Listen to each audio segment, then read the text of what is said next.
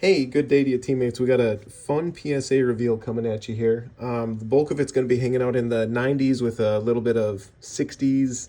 I think maybe a little bit of 70s coming up here too, but all throughout. So kind of a fun little batch here though. But leading off with stuff, we got a 1987 Leaf Greg Maddux rated rookie, gets a PSA 9. Leaf, you'll recognize the card, maybe not the Leaf. These ones were a little bit more rare.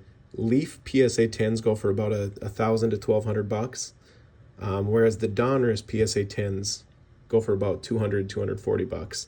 So Leaf as a 9, you're looking at about $100 here. Still pretty cool, but young Maddux, that's good stuff. But leading off with the PSA 9. A rare dose of hockey for me here. This is a 1984 Steve Yzerman rookie, gets a PSA 8. Here is some wild excitement we got here. So I think like a lot of us, we probably go through and we spend time looking on eBay or shopping online for cards that we think are in good shape but are raw, kind of looking for gems. Seeing if you can go out and pick up a, $100 bill, $500 bill, $1,000 bill. This was a Mercari pickup for a couple $100. This guy went through and became a PSA 8 Mickey.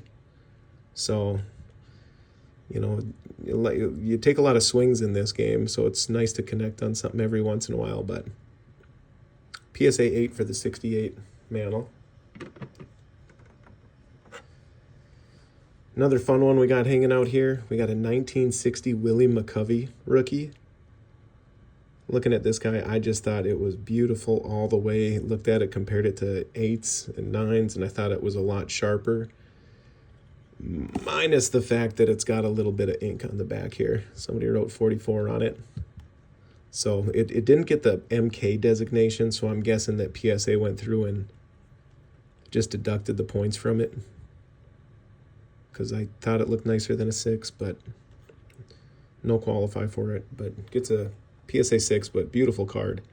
Some of those marks, I feel like they all come in different variations. If there's a beard drawn or something on the front, I feel like it hurts it more. But if it's on the back and the card looks beautiful, I mean, it's just so rare finding a card centered this nice from the 60 set. But McCovey rookie gets a 6.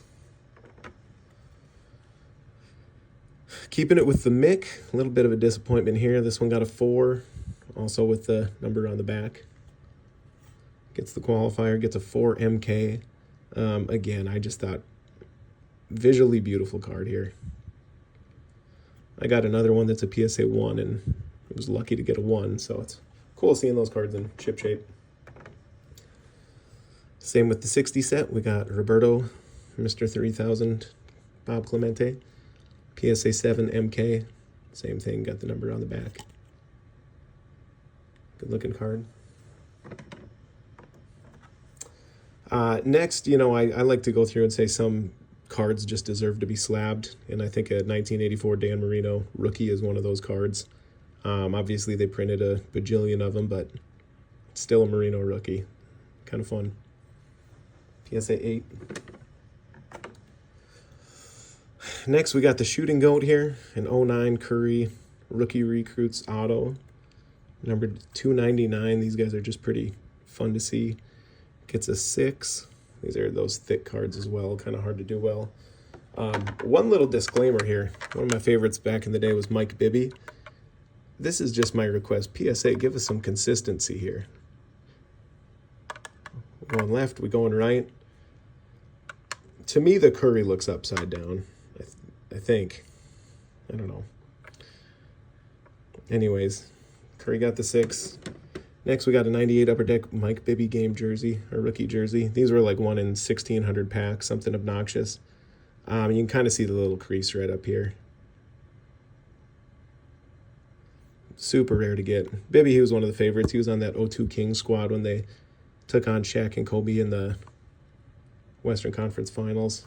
I thought Bibby looked like he was one of the best players on the floor there.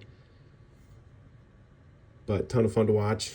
Kings got hosed, but great moment. And those old Grizzly jerseys, just fun. Similar with the 98 rookie here. Again, 1 in like 1,600-ish. But here's the Manning rookie. You'll notice the little crease. I think it's in the same spot.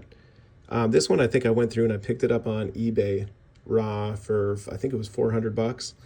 The seller listed it in, great shape, near mint, everything like that. I took it out of the authentication holder to submit it, and that's when I noticed the crease. Just kind of a little bit of a unique recap there with the eBay authentication, just because it seems like if they see a crease, I feel like sometimes they send it back, sometimes they don't, but I wasn't told anything about this. I had a big annoyance with the Tom Brady rookie that I got that, felt wronged a little bit. But anyways, cool Manning rookie. Even as a 5, you just don't see this very much. Kind of fun. All right, next we got a nice little run of his Royal Airness here. We got an 88 Fleer Jordan.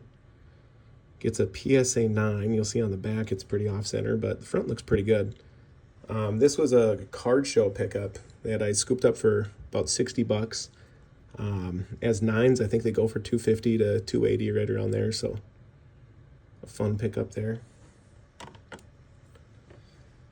Next, we're going classic 90s power here with a 95 Jordan Power Booster. It gets a PSA 8.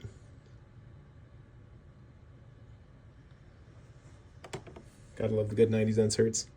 That one's probably $250 as an 8 around there. This Electric Diamond baseball one. Jordan's baseball cards do not command quite as much love. I think this is probably a break even right around there with the grading expense here, but it gets a 7, even as the Electric Diamond. And next we got an 89 Fleer.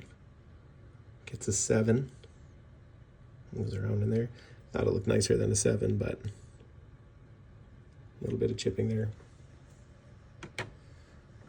Next we got a 97 Z-Force 23 karat gold. Gets an 8. Still hanging out with Jordan here. We got a 95 Max Metal, gets a 7. Let's see, maybe a little crease up here. Again, just those 90s card designs are pretty fun. Another one here, we got a PSA 6 with the Warp Speed. I think a 9 in this card is like $1,200. A little chipping and flare down at the bottom here, but 6s we'll say just don't do quite as well. Silver Spotlight Metal Jordan gets an 8. Again, just the 90s cards, just pretty fun shine to them. Members Only gets a 6. Stadium Club. Then just the base 97 Stadium Club. Fun photo of Jordan just going up. Gets a 7. Hanging out with some other ones. We got a 98 Skybox Premium Soul of the Game Shaq. Gets a PSA 9 for the Diesel. His partner in crime here at the time. We got Mr. Kobe Bean here. Gets a 7. The value between a Kobe 7 and a Shaq 9 is probably comparable. I think they're both right around a couple $100. I'd have to do some more digging, but I think they're ballpark around there. All right, and then we got a Kobe Triple Threads, numbered to 199 for an Emerald. Gets a PSA 8.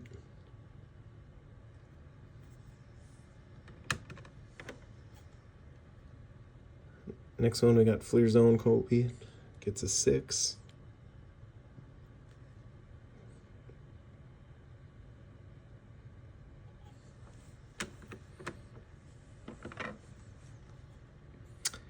'03 Kobe, numbered to 500. Upper Deck, Triple Dimensions, Reflections, Ruby gets an 8. Cool photo. Next, we got a 96 Collector's Choice Kobe. I don't know about you guys, but this was the affordable pack of cards at the White Drug as a kid, where $1 would get you a pack of about 14. So open up a lot of these in the day, but it gets a PSA 9. Next one, going over. I bought a whole set of 1998 Topps Chrome cards. I think it was like $150. I thought that the Manning and the Moss just looked like they had shots, so that's what I was kind of rolling the dice on. Manning came back a 9.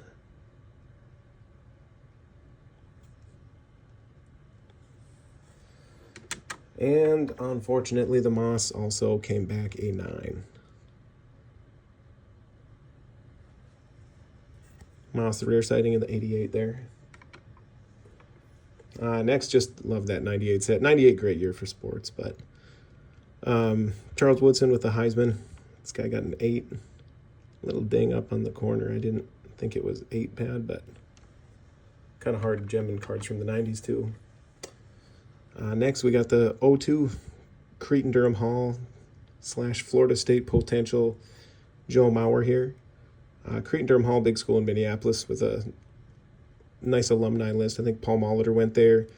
Steve Walsh went there. Chris Wanke went there. Kind of some fun names, but Mauer, total stud. People kind of remember him towards the end of his career, but did a lot of magic as a catcher there. Hit well. And then one of my favorite J.J. Redick cards, I think this is numbered to 25. I think I got 3 or 4 of them. Upper Deck Sweet Spot, gold. Gets a PSA 8.